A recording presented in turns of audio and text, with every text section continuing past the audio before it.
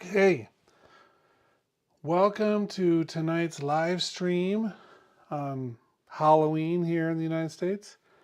I just had a good night handing out candy and having my kids go get candy and then handing out some of their candy back out into the streets. Fun times, fun times. But I thought this is the last day in October, and we still haven't seen any sort of update for Logic. Um, not even a small one to ensure that it's compatible with Ventura, not a big one, not any kind. And so I thought, let's talk about something else. Let's talk about some things that are on our wish lists for what we wish Apple would do with Logic before we all decide we're going to switch workstations and move someplace else. I say that in jest. Definitely joking, because I know a lot of people are happy with the state of Logic as it's been. In fact, there's the last couple major updates uh, haven't been adopted by everybody who uses it, and so I think that they're kind of just satisfied working with it as it is. And so, what is it? What are the things that we would add if we had, ultimate power? And so I made my list. Now, this isn't comprehensive. It's just 5 things I'm thinking of this week as I'm working in Logic. But I think that's a pretty good test of what I personally think. And in the comments, of course, if you're thinking of other things, then by all means, let me know. So this first one on my list has to do with something that kind of was in Logic before. And it's certainly, they've even taken out any hints at it. But up here in our global tracks for a while, they had a chord option, and you could actually, supposedly, track the chords that were being used. And this functionality, just leaned over to get one of my keyboards, has been in Logic to a very small degree for a long time. So for instance, if I hold down a chord on a keyboard, at the very top here, you're going to see, which chord it is, the C chord or an F chord, D minor 6, well, inversion. And so you can see all this different stuff in here. They know what chords you're playing. Logic does. And for a long time, one of the promises of Apple loops was that we were going to be able to transpose this into any key. So, you can see what key it's in over here. And then if we originally were going to be able to say, okay, it's in D major, whatever one it's in. And I'm pulling this onto a project that's in A minor. And it was supposed to be able to take that Apple loop from a major D into a minor A and know which notes had to be adjusted to make that transposition and be really smart about it. And it never happened. The closer they got to it, the less it actually functioned. And eventually they took out the chord global track. And so it doesn't do anything. So really, Apple loops, for the most part, are useful to a point, and then they're really useless after that point. So, I could come in here to this chord or this clip right here, and we could see, let's see, D. I could transpose this myself. But what good does that do at some point? It makes a lot of extra work. So the whole chord stuff never really fulfilled. That's one of the things that we see in some other workstations right now. The new Studio One 6 has a fairly extensive chord type functionality. And I would love to see some of that in here. Now we have all of the pieces. This program knows what chords are being played. It can analyze them, fairly complex chords, in fact. It has all of the MIDI functionality. It can transpose and move things around for you real time. It just is going to take someone pretty either clever or determined or with enough time on the development team to make it happen, and they just haven't done it. Okay, so that'd be number one. Number one, the chord functionality, which we feel, it feels really close to having that ability in Logic, but it just doesn't happen. The next thing that is on my personal list would be a real-time like vocal harmonizer. Now we see some third-party ones coming out. Waves has one that's pretty interesting. Other software has this. FL Studio has something. It's like a ton of people have this functionality. We just don't have it in Logic. And so we can't take a voice very easily again and just like play a MIDI chord and have the voice transposed into those parts with the format adjustment and everything to make it sound right. We can do a lot of that by duplicating vocal tracks and actually just using flex pitch or some other pitch corrector to do that. But certainly that's one of the harder ways of doing excuse me, one of the harder ways of doing that. And so you're looking at a long time investment in order to make that work. Again, all the technology's there. Enough companies are doing it in different ways that I don't think that they're going to be restricted due to copyright or something. Or they can just buy somebody and incorporate it in. But I love the idea of having a harmonizer that, in addition to like a good vocoder, which the vocoder in Logic is kind of an old school, still good sounding vocoder for what it is.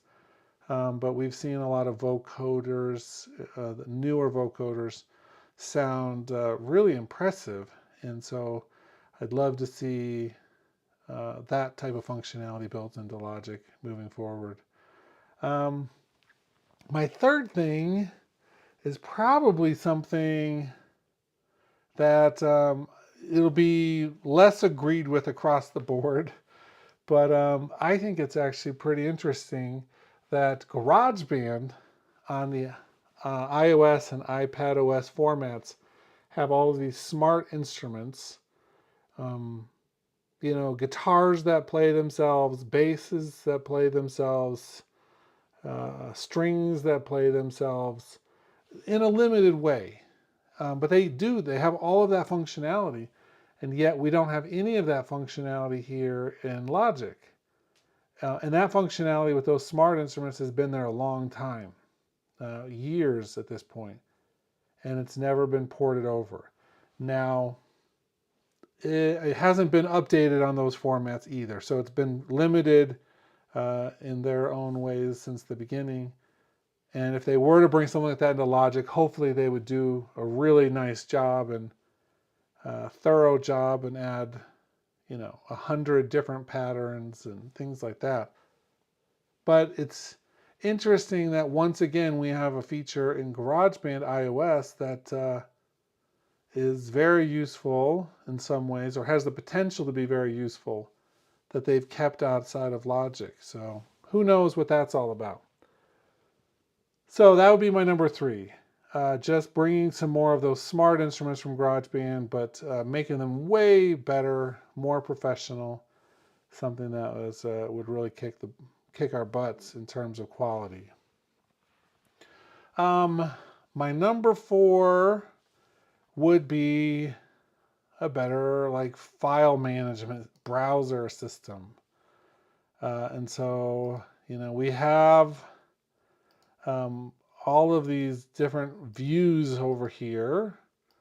And with our actual file management structure, you see I don't have anything in here right now, but we could if I wanted to bring something in. I think even if I brought a guitar part in, it would show up here. Okay, so now we have this, but it's more limited than it could be in terms of what we could actually do over here. Now we can do some things. We can save, copy, convert files. We can select unused and create groups, and we can view a little bit different in terms of sorting things. But there's certainly more that we could do with this. in terms of overall file structure. I know there's some file types which aren't friendly to logic that we could expand and get more of those incorporated.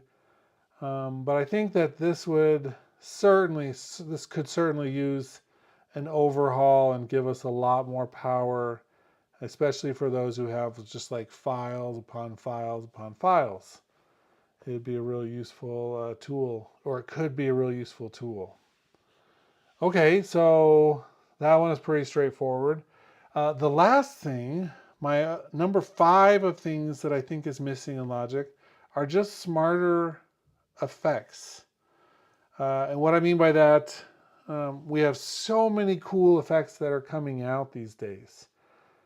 We have really smart equalizers that can track the frequency issues and move in a dynamic fashion to stay on target and continuously move those, or to set a threshold of, if you get like a little boost in frequencies at a certain time under certain circumstances, but it's not there all the time. You can just say, I want to remove it if it goes beyond this threshold, like a multipressor, but more aimed at the equalization part of it, because the multipressor does do that to a certain extent, but it's still more of a compressor than it is an equalizer. And so something that does that really smartly can really be a lifesaver in certain circumstances. Like a de-esser that's on steroids. It could be that we need some compression that adjusts its own settings as it goes, depending on the content. We're looking at things that involve things like machine learning or moving towards AI. Some of the stuff like Isotope does, which is just incredible. There are so many things out there, and yet Apple, who really has over the years painted a picture of Logic being able to do so much all by itself, doesn't do hardly any of that. And so their picture of it being like the one-stop shop for everything is like an oil painting from medieval times at this point. It doesn't really hold up to that image. So either they need to upgrade that, right, and add some of those functionalities, or when they release a new operating system and update the version of Logic, all of those companies that create those third-party things that aren't updating them for months or even years. We still have software out there which barely works on the new Silicon Mac chips. And so there needs to be definitely some investment in helping those companies do this, either by stopping the endless updates every year, or when they do those, keeping the audio structure enough the same that they continue to work fundamentally the same each year, or that perhaps they just, strong arm those companies into doing that on a timely manner. So who knows what the real answer would be for that, but if they're not willing to help us and give us those tools, and we have to rely on third-party things, but they give cool things in the new operating systems, or heaven forbid one of you buys a new Mac next week, right? So say you buy a brand new Mac. Say your computer dies today. Hard drive is gone, the motherboard gets fried, your house gets hit by lightning, you drop a laptop and it's dead, and you have to buy a brand new one. You're getting Ventura, right? You're going to get Ventura, and you're going to have to live with it, because it's really difficult to downgrade a brand new computer to previous versions. Not always impossible, but I don't really see that many people really saying awesomeness about that. Mean Gene in the comments says they'd like to see 32-bit WAV file support in Logic And I have a suspicion that it's coming. And my suspicion is based off of conjecture, but it's pretty smart conjecture from what I can tell. And the conjecture comes from a kind of a non-obvious place. If I go into my audio MIDI setup, well, I guess it's not that unobvious, but I click on my Samuel's iPhone, which is the new functionality in Ventura that's cool, that lets you turn your iPhone into a wireless microphone in Logic without having to install anything besides the system. It just automatically starts showing up as a wireless microphone. It's the microphone right here next to the cameras. If you look at the format of that feed, this is the source default. The format is 48K or 48,000 hertz, one channel, 32-bit float. And so I think that we are going to start seeing a lot more 32-bit stuff everywhere. And I think that that could be a hint into stuff that's coming. And then Raphael says, sorry if this has already been said, but are there any predictions of a Logic update coming? I've got my own personal predictions that don't always prove accurate because they're based off of research and having tracked this stuff for so many years. And in that process, I've learned one thing, and that's that just when I think I have it figured out, Apple decides to be stupid. But my guess is that we are going to see some sort of either big version of Logic or a maintenance version. So it could be 10.7.5, or it could be 10.8, or because, once you get into the higher numbers, Apple hates that, and so they go to 10 or they go to 11, right? One of those three things is, in my estimation, going to happen this week. That's my guess. Now, it could be that it happens in 2 weeks, because that's possible, but we just got out of the last 2 weeks where they were updating a lot of things. And now people are starting to get updated hardware at home, and they're still letting people download Logic onto Ventura, even when Ventura is the only choice, right? And so they've got to make it so that the maintenance update comes no matter what. Now, I'm hoping that this big new version that they've been working on is ready, and that they're going to be releasing it here this month. But it may be one more short update first. If they do that, if they do a maintenance update this week to get everything kind of just tied down for Ventura, then I'm guessing that the new bigger version will come out either in 3 weeks or the first week of December. But it's a big corporation. Apple's huge, and so they rarely step on the feet of each other, and they rarely say, we're going to do, let's do, big update today for this and a big update for that on the same day. It's like they have somebody whose job it is to kind of schedule all this stuff out.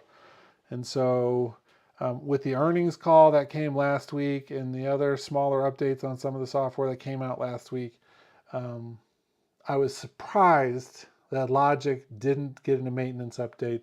That could be something as simple as at the last minute they found a bug that they needed to fix, and then they had to retest it.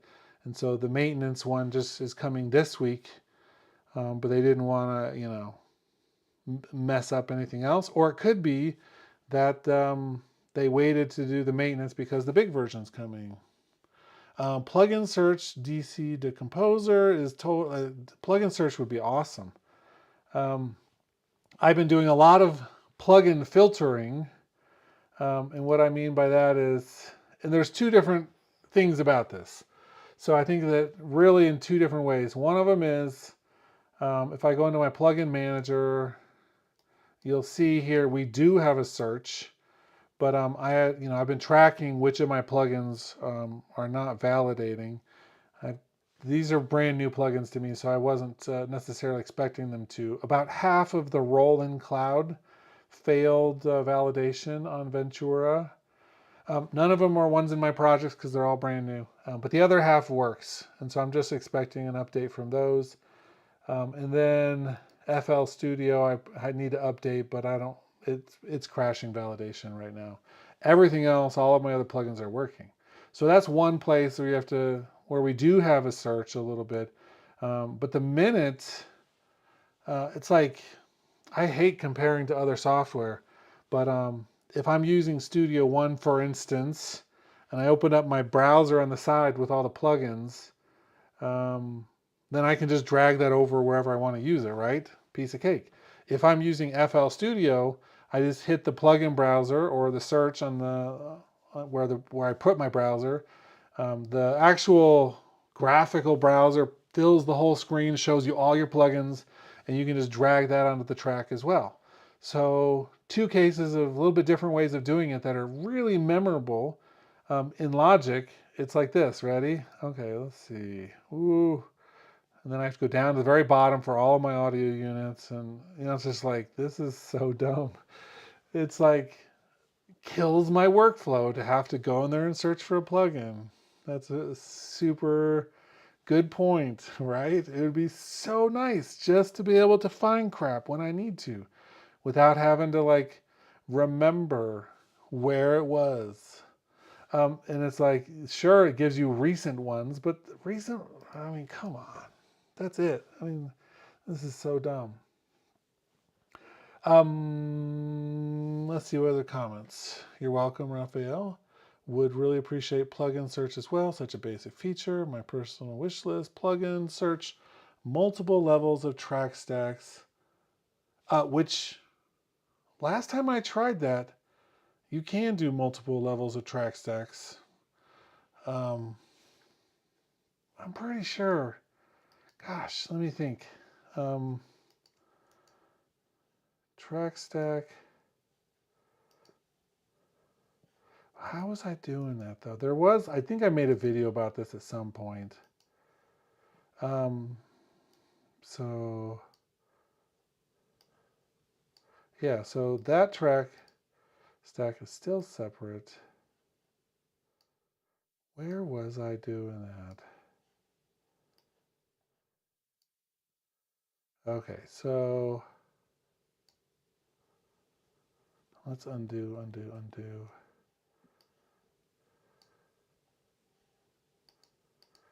No, I did this, I swear. But I can't remember. There was some trick I did this. I'll have to remember.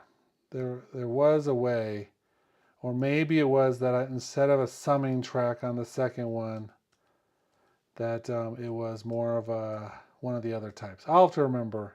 There was some stupid way of getting this to work.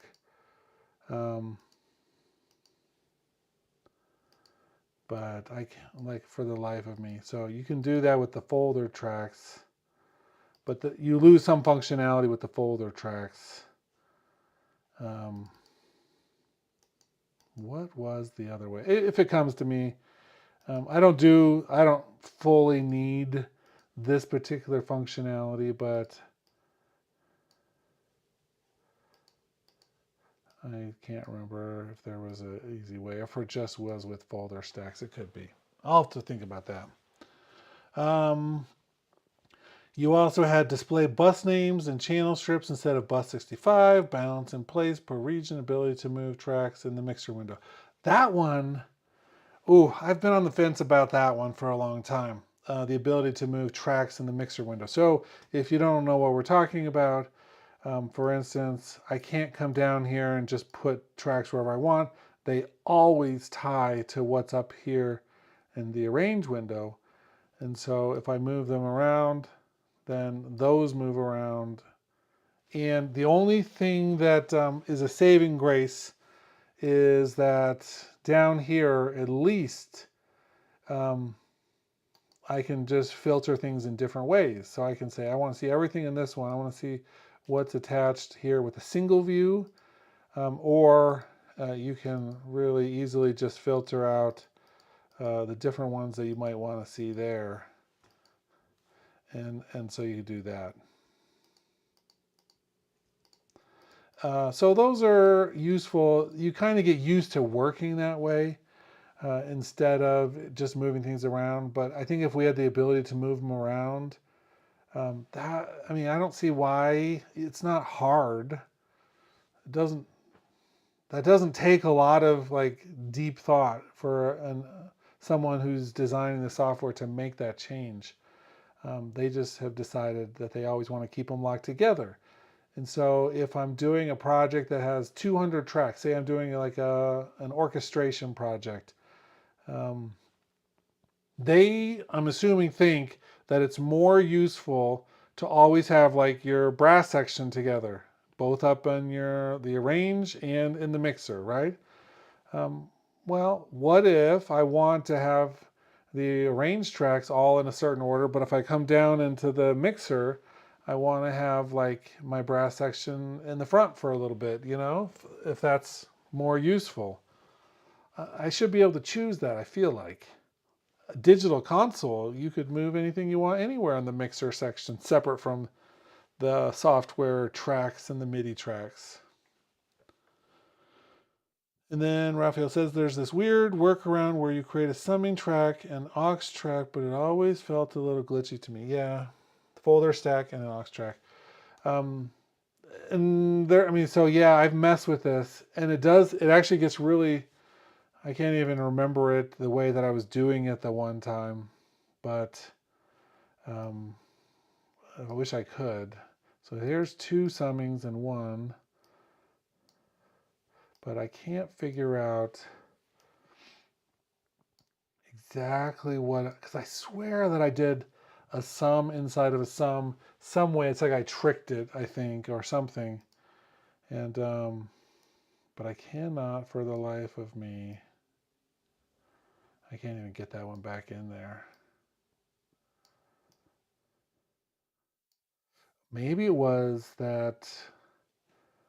Okay, let's put this one down here. I'm going to try one other thing real quick. It might be that I did two of these and said, no, can't create a track stack inside there. Anyway, it'll come to me right when I'm done with this whole thing. There was one way I think that I did some sort of trickery, and it was stupid. I'm never going to work like that. It doesn't. That's not so important to me personally. Um, but there's all kinds of things. I think I have a video about that on my channel someplace. I'll have to go back. Yeah, I find myself rewatching some of my old videos on things that are more like niche things that I learned how to do because there was somebody asking, so I made a video about that. But I don't work that way that often personally, and so it's like I've made that content, and then it's like I don't do it for like 6 months, and then I'm like, oh crap, I have to go back and rewatch my own video on how to do this. That's one of those topics for sure. Stupid. And then it's from Raphael. It's weird how Apple actually took the time to come up with track stacks, but for some reason they limited this feature to one level only. I wonder how much effort it would take to improve this. So the only trick is, and so it's worse than that. It's worse because they like half implemented summing stack or summing tracks in the first place. Let's take that one out for a second and delete these other ones. Let's see if I can't get that above. There we go. So get rid of the folder stack. So now I've got a summing stack, right? And so, I mean, there were some issues with this. One of them being on a summing track like this, it shows everything at the top, right? So say I put these two things over there. It shows it in a folder, but if I move them apart, it shows them separately. It's actually really smart. Design function, right? Somebody thought of that, but I believe you could do processing, selection-based processing, right? If you know where I'm going with this, awesome. Right, we're going to do that. I'm going to say apply. And now I just applied selection-based processing to the top level of the summing stack, and it's what happens? How does that work with the ones below there? That's part of what I did in the other video, is talk about some of this insanity. That's not even the part that frustrates me. One of the parts that frustrates me is, say that this thing, let's just pull one of these tracks back out. And let's do our track components with the freeze button. And you'll see I can freeze the internal things here, but I can't freeze just the overall sum together. And so if I have, for instance, a bunch of processing out here on my summing track, I can't freeze that down into that. So it limits what I can actually freeze. That shouldn't be the case. It should be able to freeze all of those together. I mean, this is not rocket science. This is like it's like bouncing a submix of that one summing stack, locking all those tracks, and then moving on from it. So it's like, it's so stupid. I love little. Oof. Let's see. We're gonna. Thank you for the spam bot. I love it. We're now like getting sweet XXX20.funds. Raphael says, oh, how I wish I could use a freeze on a summing stack aux track 2 and Pro Tools freeze commit up to this insert. Oof. So the freezing functionality was really, Steinberg was one of the first ones I can remember doing this, and they did it so good. They did it so right, and they have the process. So we have in Logic, we have the let's go back to this right here. We have the process. I guess we can't do it right now. Oh well.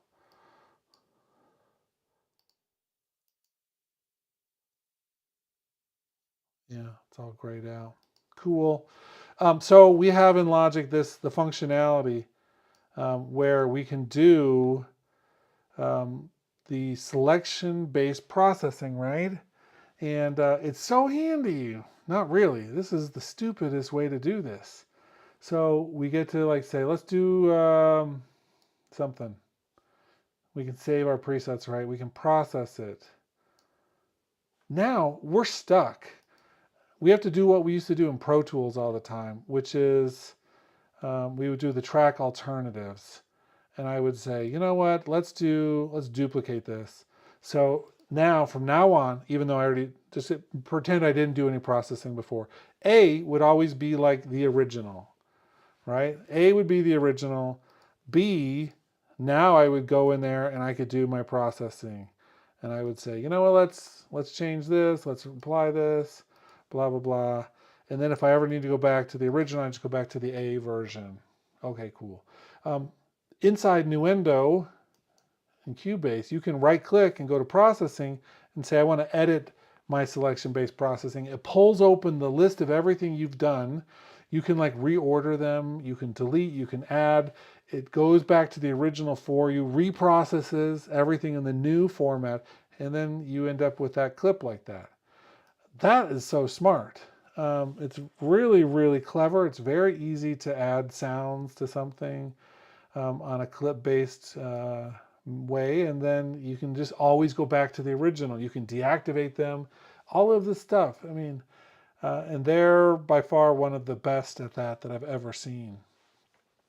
That's useful technology. That's useful planning.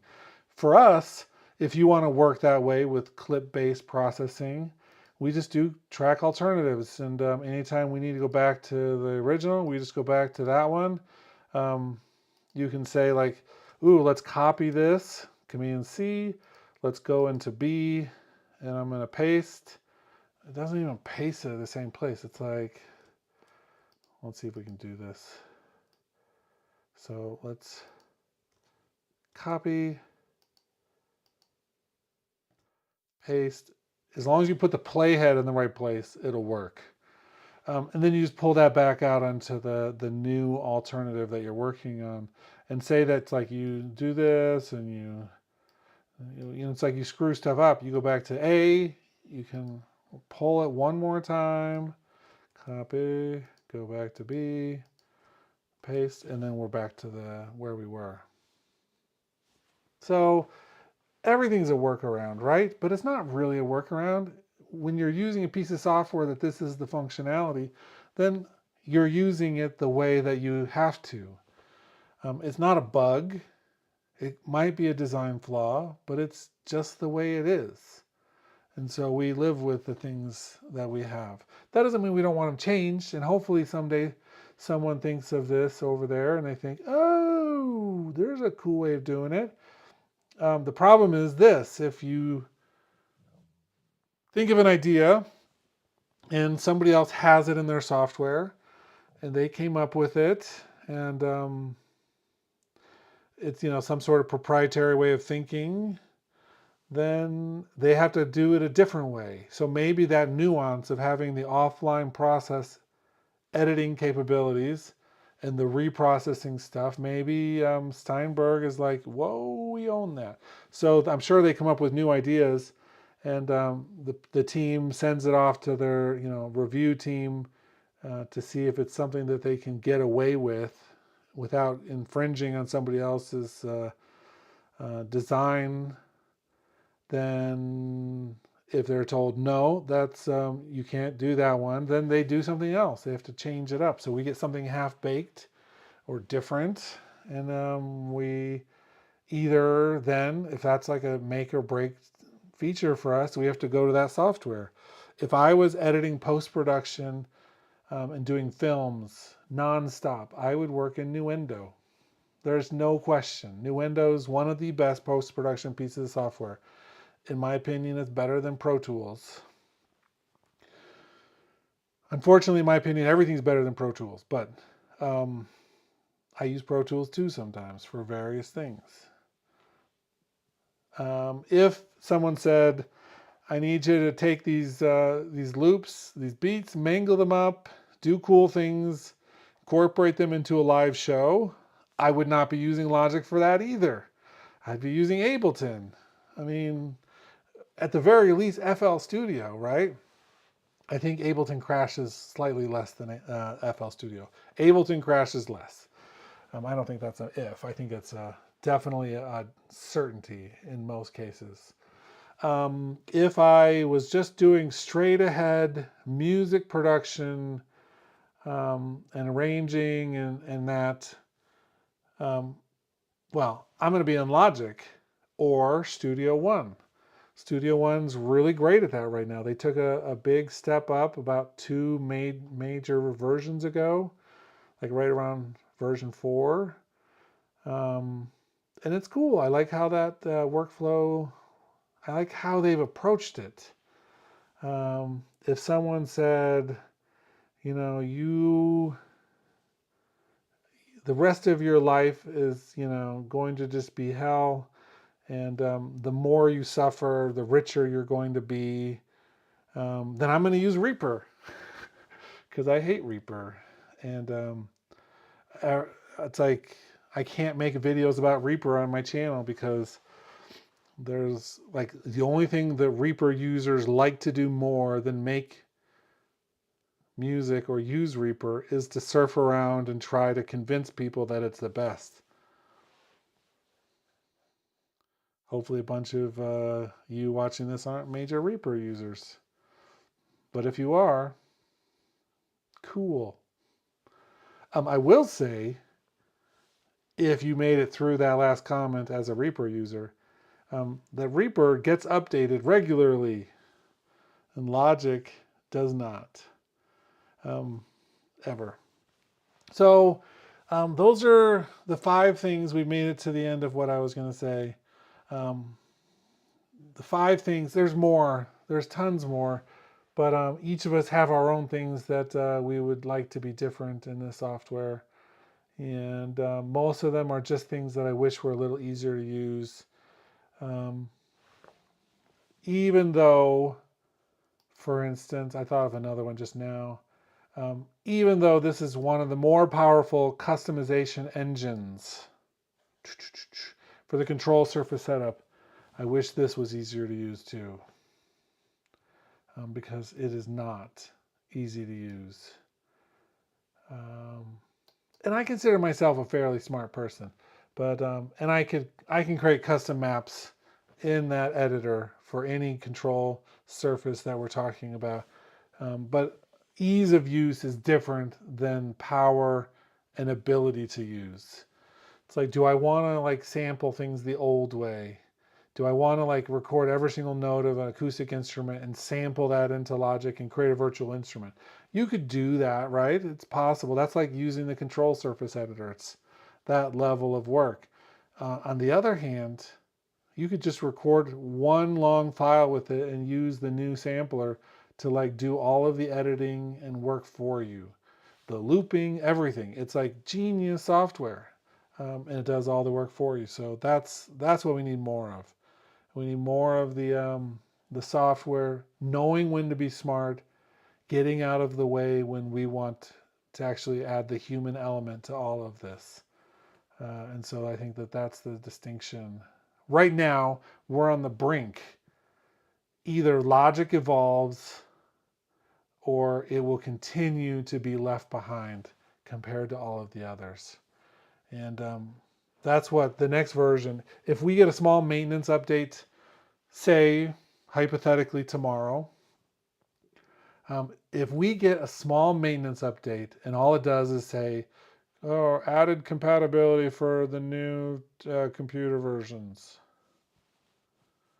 and then we don't get another thing for another 3 months, then I got to tell you, it's not looking promising for the future of this software. I mean, it's at that point, you got to wonder what's really happening. Now, it could be that we're all in for a huge surprise and they've added a bunch of things, kind of like when they have added things, like when they did the grid mode, which I hardly ever show this on software, because I hardly ever show this on any of my videos because I think this particular functionality is great for certain things. It just doesn't match anything that I'm doing personally. Although probably I should do a series of videos on this at some point because it is cool. It is cool, but it's just not something I do. But that was a huge functionality add, right? I know that Apple is capable of adding incredible things to this software. Just depends on if they're still interested moving forward. The only thing that I know is this right here. I'm going to go into Safari for a second.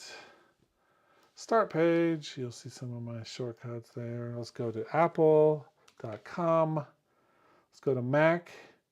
We're going to click on this thing called the Mac Studio. Empower Station. Stunningly compact, outrageous performance, ready to dive in. Oof. This thing's a beast, right?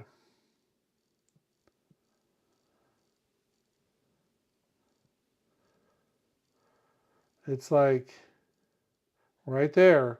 They're still showing Logic as one of the benefits of this software. It's like, or this hardware. They really want us to think that they still care about this. It's still in their promo materials. Although it used to be a little higher up in the promo materials, I'm not going to lie. I was thinking it was going to be a little sooner. Like Final Cut was a little sooner. But who knows? Here it is. Why Mac? Da da da. Logic right there. And